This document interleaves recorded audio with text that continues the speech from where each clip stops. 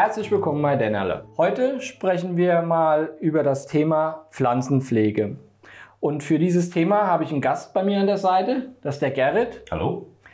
Den Gerrit werdet ihr jetzt öfters in unseren Videos sehen. Er wird auch mich in der Kochshow begleiten. Gerrit ist ein Anfänger, ist korrekt? Kann man so sagen, ja. Und da Gerrit ja ein Anfänger ist, passt es perfekt, ihn mit euch zusammen in unsere neue Pflanzenpflegewelt eintauchen zu lassen. Um dir und euch die Pflanzenpflege genau zu erklären, werden wir jetzt 2 Aquarientypen einrichten. So, Volker, jetzt hast du hier was aufgebaut. Was ist das und wofür? Also wir unterscheiden unsere neue Düngeserie unterscheiden wir in 2 Level. Einmal Level 1, da gehört unser Basic-Dünger dazu. Ja. Und in Level 2 ist unsere Pro-Serie und unser Plant-System-Set gehört damit dazu. Aber auf die einzelnen Warum, weshalb, gehen wir gleich noch bei der Einrichtung ein. Okay. Jetzt haben wir hier einen 70er. Genau. Und wir machen ja ein Basic. Basic, genau. Und jetzt hast du entsprechende Komponenten Genau. für das Basic da. Ich habe einmal hier unser Plant Care Basic Root Ja. und einmal hier unser Plant Elixir Basic. Ja. Das ist einmal ein Flüssigdünger und einmal solche Düngekugeln. Es ist so, Aquarienpflanzen nehmen 40% ihrer Nährstoffe nehmen sie über ihre Wurzeln auf Ja. und 60% übers Blattwerk. Bei den Düngekugeln, die sind eher, wenn du ein Aquarium länger hast, wo ja schon Nährboden drin ist, aber der wird ja nach einer gewissen Zeit, ist der ja erschöpft, weil die Pflanzen ziehen und ziehen und ziehen und es kommt ja kein neuer Nährboden nach. Und für diese Situation sind eigentlich diese Düngekugeln perfekt. Zum Auffrischen. Genau, weil wenn du jetzt hingehen würdest und würdest dieses Aquarium nur rein mit Kies einrichten und würdest dann, okay, ich stecke dann überall rund um die Pflanzen von den Düngekugeln, es wird funktionieren, aber nicht 100%. Und aus dem Grund habe ich hier einen vernünftigen Nährboden. Ja. Der kommt als unterste Schicht ins Aquarium, darüber kommt der Kies und die Pflanzenwurzeln sitzen quasi mit den Füßen im Nährboden drin, ziehen sich ihre Nährstoffe von alleine raus und durch den wöchentlichen Wasserwechsel geben wir nochmal über flüssige Variante nochmal für die Blätter die nötigen Nährstoffe mit dazu. Okay, hört sich gut an. Ein Level 1 Aquarium definieren wir ja zwischen 30 und 60% der Bodenfläche, also dieser Grundfläche, Ja. ist mit Pflanzen bedeckt. Machen wir jetzt unseren Garnelenkies. Den gibt es ja in verschiedenen Farben. Ich nehme jetzt für das Level 1 Aquarium nehmen wir jetzt hier unseren grauen. Ja. Und später bei dem Level 2 nehmen wir einen schwarzen. Kann ich das mit den Kügelchen, was du eben meintest, ne? Ja. Kann ich das verstehen, wenn ich habe zu Hause zum Beispiel Tomatenpflanzen, die habe ich in Blumenerde gesetzt, in so einem Pottich. Und nach 4-5 Wochen habe ich da so Düngerstäbchen reingesteckt. Genau. So ist das Gleiche, ne? Ist das Gleiche. Für jeden verständlich, Ist okay. halt bei Blumenerde, die ist mit den Nährstoffen viel, viel leichter verfügbar für die Pflanzen. Aber die sind ja irgendwann noch aufgebraucht. Die sind irgendwann aufgebraucht. Okay, Aus okay. dem Grund braucht man dann ein Refresh, Ja, wie man ja. das so schön im Neudeutschen sagt. Und diese Schräge machst du wegen der Tiefenwirkung, ne? Genau. Mache ich ja immer, wenn du ein Aquarium einrichtest, egal ob groß, ob klein, kannst du es ja auch gerne ansteigend befüllen. Damit hast du eine höhere Tiefenwirkung. Ja. Basic, dann nehmen wir auch Basic Steine. Ja. Das ist die nennen sich Galapagos-Steine in Kombination mit dem grauen Kies und später mit dem schönen Deko-Kies, wo wir dann noch verwenden, Ja. passt das ganz gut. Und auch hier immer schön eine Dreierregel, immer eine ungerade Zahl nehmen. Das wirkt dann am Schluss immer schöner und harmonischer. Als nächstes habe ich ja gesagt, wir nehmen so einen Deko-Kies. Okay. Das sind auch unsere neuen Kiese. Die gibt es jetzt in 2,5 Kilo im Eimer Ja. oder nochmal in 500 Gramm in so einer praktischen Schüttflasche. Und das ist auch so ein schöner runder gut aus, Flusskiesel. Genau. Und die kann man dann auch schön.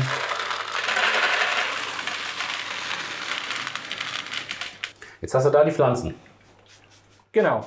Das sind alles einfache Pflanzen, die jetzt wirklich an den Pfleger, quasi uns Aquarianer, keine großen Ansprüche. Also mit denen komme ich auch zurecht. Jeder. Okay, super. Jeder, also das Okay. sind optimale Pflanzen. mit dem man wirklich anfangen kann. Wir werden auch nochmal zu jedem Aquarium-Level quasi eine Einkaufsliste in die Videobeschreibung setzen, damit ihr auch nochmal nachlesen könnt oder wenn ihr das vergessen habt oder ihr selber nicht aufschreiben müsst, was wir alles verwendet haben, machen wir alles nochmal zu jedem Level 1 und zum Level 2 Aquarium nochmal in die Videobeschreibung. Cool, okay. Als Vordergrundpflanze nehmen wir jetzt hier Liliopsis brasiliensis. Das ist so eine grasartige Pflanze, die bildet auch Rhizome aus, also die wird dann wirklich wie eine Wiese, wird die euer Aquarium zumachen. Ist einfach. Ich mag das, diese grüne Fläche, ne? Richtig schön. Ja, genau, finde ich auch super. Dann als nächstes, das ist auch wirklich eine typische Einsteigerpflanze, ist hier eine Cryptocoryne. Ja. Das hier ist eine Ventii grün. Bei denen gibt es nur eine Besonderheit. Wenn ihr die im Aquarium kauft, sind die ja so im Topf drin. Ja, ja. Das heißt, in der Gärtnerei stehen die Pflanzen auch nur mit dem Topf mit den Füßen im Wasser in so einem riesen Beet, werden oben immer besprüht und haben hohe Luftfeuchtigkeit. Ja. Das nennt man EMERS kultiviert. Aber im Aquarium werden sie unter Wasser gezogen, das nennt man Submers. Das kannst du dir merken, E wie Erde über Wasser und S wie Suppe, flüssig, Submers. Kann man sich das merken. Jetzt ist es so, es gibt zwei Pflanzfamilien oder Pflanzenfamilien. Das ist einmal hier die Cryptocoryne. Wenn ihr die einpflanzt, schneidet auch hier einfach die Blätter ab und setzt das. Das habe ich schon mal im Video bei dir gesehen und gelernt. Ja.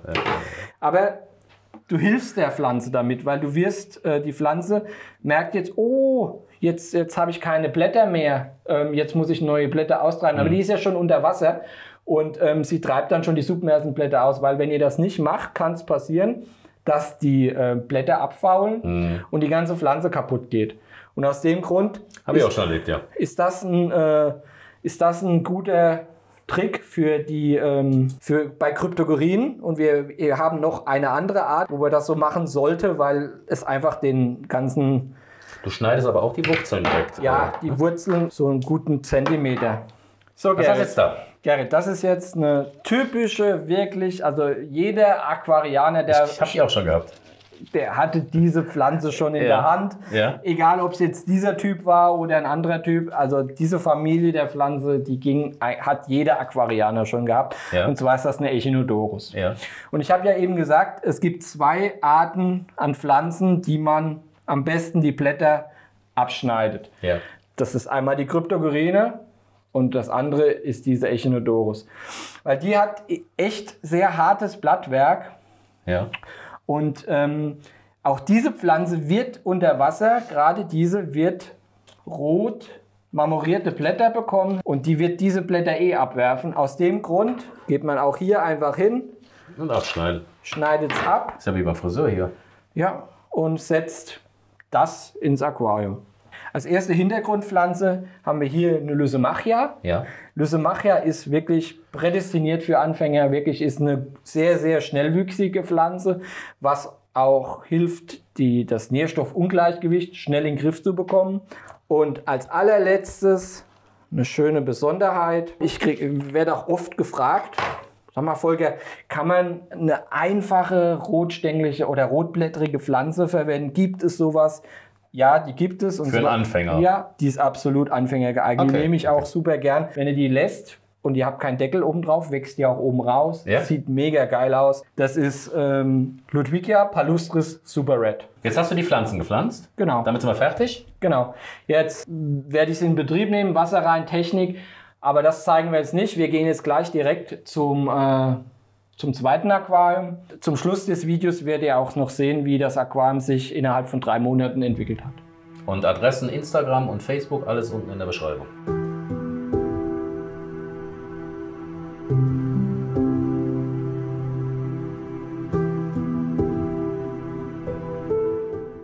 Und jetzt wird's holzig.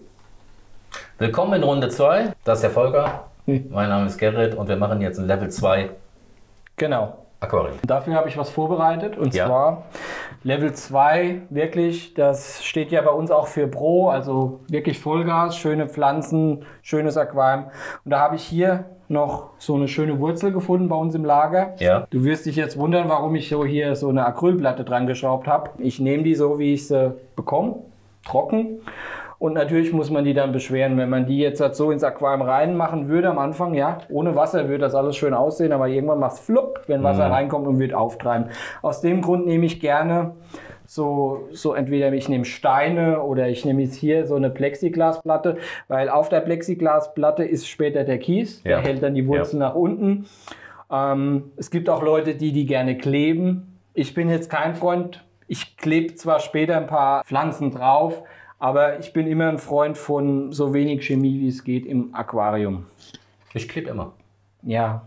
So, apropos klebriger Typ, du hast Pflanzen geklebt. Genau. Und du hast schon was vorbereitet, weil der Ablauf bei einer Bepflanzung ist ja immer gleich. Nur du hast jetzt halt Pro-Pflanzen verwendet. Genau. Wir haben jetzt einfach schon vorgearbeitet. Ja. Letztendlich der Ablauf ist gleich. Als Nährboden haben wir hier unseren Deponit Mix Black verwendet, weil wir haben ja auch schwarzen Kies. Hier ist unsere Wurzel und du kannst sehen, die ist echt fest. Also die Acrylscheibe ist logischerweise nicht mehr zu sehen. Vordergrundpflanze Migrantium tweedii ist eine schöne, kompakte Pflanze, ist auch die Pflanze, die hellgrüne, die hier zu sehen ist. Staurogyne repens hier im Mittelgrund.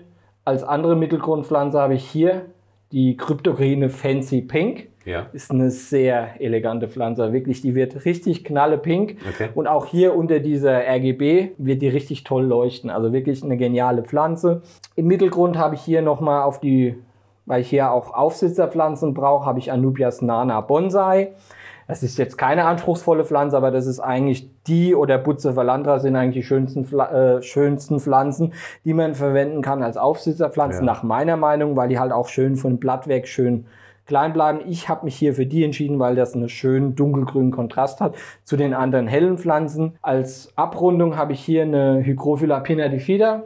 Das ist die einzigste Stängelpflanze, die du nicht einpflanzt, sondern als Aufsitzerpflanze verwendet, dann wird die richtig schön. Aber bei dieser Pflanze darauf achten, die geht richtig die Post ab. Okay. Die muss man immer hinten dran sein und schön schneiden. Die Rotala macrantha ist eine schöne, elegante Pflanze, aber wirklich eine anspruchsvolle Pflanze. Dann hier eine Rotala hara, ist auch eine Rotala-Art, die wirklich intensiv rot wird. Ja. Hier haben wir die Pocostemon erectus.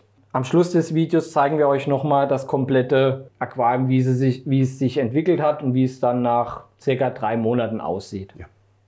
So, wir stellen das Aquarium jetzt mal zur Seite. Dann sprechen wir nochmal kurz über unsere Pro-Serie, weil zu unserer Pro-Serie gehören natürlich nicht nur 3 Produkte.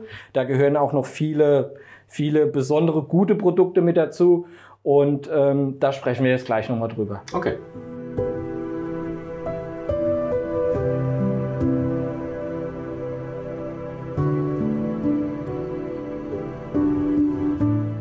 So, Volker, das hast du ja eben gesagt, wir haben Produkte speziell für die stark bepflanzten Aquarien. Für Level 2 Aquarientypen. Genau. Und das wären die hier. Genau, das ist unsere Pro-Serie quasi für Aquarientyp Level 2. Ja. Stark bepflanzt, die ordentlich Power haben. Fangen wir an mit den Plant Care Pro Roots. Das sind, wie der Name schon sagt, Roots ist für die Pflanzenwurzeln. Es ist eigentlich genauso wie die über die Basic Roots, was wir vorhin gesprochen haben, ist das alle gleiche, nur mit ein bisschen mehr Power. Dann haben wir hier unseren normalen Plant Care Pro.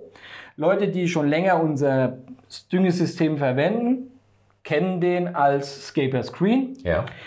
Nur ist der neue Pro-Dünger nochmal überarbeitet worden. Also da haben wir nochmal ein bisschen mehr Power reingebracht, nochmal mehr Nährstoffe. Die Zusammensetzung der Nährstoffe wurde nochmal verbessert. Okay. Genau. Neu ist der Plant Care Pro Daily. Der ist halt perfekt geeignet für, so wie man hier sehen kann, für Aquarien, die klein sind, die ordentlich Pflanzmasse haben, aber man wirklich punktuell und genau düngen möchte, ist hier ein Daily, also ein Tagesdünger quasi, steht auch Nano Plant Care Pro Daily. Okay. Genau. Dann haben wir hier nochmal Makronährstoffdünger. NPK Booster hieß er früher. Jetzt heißt er Plant Care NPK. Auch der wurde nochmal überarbeitet, hat nochmal ein bisschen mehr Power bekommen. Das Verhältnis von den Makronährstoffen wurde nochmal optimiert. Das haben wir noch. Und neu sind die Einzelnährstoffe, also N, P und K. stehen jetzt hier nochmal als Einzelnährstoff. Das ist aber wirklich was für Spezialisten, weil das kannst du nur anwenden, wenn du dein Ausgangswasser weißt. Also wenn du weißt, was für ein Wasser aus der Leitung kommt. Ja. Zum Beispiel bei mir zu Hause, ich habe extrem viel Nitrat im Wasser. Das heißt, wenn ich jetzt mit sowas hier arbeiten würde, würde ich immer sukzessiv jede Düngung, würde ich immer den Nitratwert auch anheben. Okay. Und für die Leute, die das wirklich wissen und messen, für die ist dann die Einzelnährstoffe, dass man wirklich gezielt nochmal an den Schrauben drehen kann, dass man wirklich das perfekte Ergebnis an seinen Pflanzen bekommt. So, Volker, du hast jetzt eben gesagt, Makronährstoffe? Genau. Was ist das und wofür? Also Makronährstoffe also einen Makronährstoffmangel hast du in einem normalen Gesellschaftsaquarium eher nicht, weil viele Leute, die ein Gesellschaftsaquarium haben viele Fische drin. Die werden ordentlich gefüttert und da geht auch ordentlich viel Ausscheidung ins Wasser und dann hast du in der Regel keinen Makronährstoffmangel. Makronährstoffe oder sowas brauchen eigentlich wirklich nur Aquascaper, wo der Fokus beim Aquarium auf der Gestaltung liegt. Ja. Eher weniger Fische, vielleicht ein paar Garnelen, also wirklich nur Fische zum Abrunden des Gesamten. Aber das ist wirklich für die Leute, die wenig Fische oder wenig Tiere im Aquarium haben, aber viel Pflanze haben. Für die sind nochmal Makronährstoffe wichtig. Okay. Genau. Wir haben ja eben über Level 2 Dünger gesprochen, also über unsere Pro-Serie. Und unser altbekanntes Plan-System-Set gehört natürlich da auch dazu. Das ist für große Aquarien ab 100 Liter gedacht, wo viel Pflanzen drin haben und guten Pflanzen, gute Bedingungen haben. Für das ist das Systemset gedacht. Und zwar besteht das Systemset einmal hier aus S7, E15. E15 sind Tabletten, also es sind Eisentabletten, die auch über eine längere Zeit langsam sukzessiv das Eisen ans Wasser abgibt. Und dann haben wir hier V30. Und für die Leute, die es noch nicht kennen, aber mal ausprobieren wollen, haben wir hier so ein Kennenlernset. Da sind alle 3 Präparate natürlich, die Flaschen sind etwas kleiner und weniger Tabletten. Aber auch Konzentraten, alles das Gleiche, nur in kleiner, einfach nur um es kennenzulernen. Okay. Volker, was haben wir jetzt hier? Du hast wieder was Neues aufgebaut? Genau, um die Pflege abzurunden, damit wirklich eure Aquarienpflanzen rundum versorgt sind, haben wir hier noch ein paar Add-ons. Und zwar haben wir hier einmal eine flüssige Kohlenstoffversorgung. Ich habe ja vorhin gesagt, CO2 sollte man ins Aquarium geben. Aber es gibt Leute, die möchten das nicht. Und für die Leute haben wir auch eine flüssige Kohlenstoffversorgung. Da haben wir hier einmal eine biologische Variante und hier einmal eine chemische Variante. Und von der biologischen Variante haben wir hier nochmal eine schöne kleine Nano-Variante, dass auch wenn die Leute so ein kleines Nano-Aquarium haben, das halt einfacher bedienen können. Einfach ein paar Tröpfchen jeden Tag reinmachen, ist ein bisschen einfacher wie immer abzumessen. Und mein persönliches Highlight sind hier diese Plant Active Enzymes. Das sind Wachstumsenzyme, die Aquarienpflanzen zum Wachsen anregen. Cool an der Geschichte ist wirklich, deine Aquarienpflanzen können diese Enzyme verwenden, aber die Algen nicht. Das heißt, du stärkst deine Aquarienpflanzen, damit sie schneller wachsen. Und die Algen verdrängen. Und die Algen verdrängen können, genau. Und gerade wenn du mal einen größeren Rückschnitt gemacht hast und damit dein Aquarium oder damit die Pflanzen wieder schneller in Schwung kommen, sind die wirklich genial. Okay. Und wenn ihr tiefer in das Thema Aquarienpflanzenpflege eintauchen möchtet, guckt gerne bei uns auf der Webseite vorbei. Da haben wir einen detaillierten Ratgeber, wo alles nochmal explizit aufgeschrieben ist. Ansonsten nicht vergessen zu abonnieren, schreibt in die Kommentare, wenn euch was interessiert und schaut auch auf Facebook und Instagram vorbei. Bis dann. Ciao. Tschüss.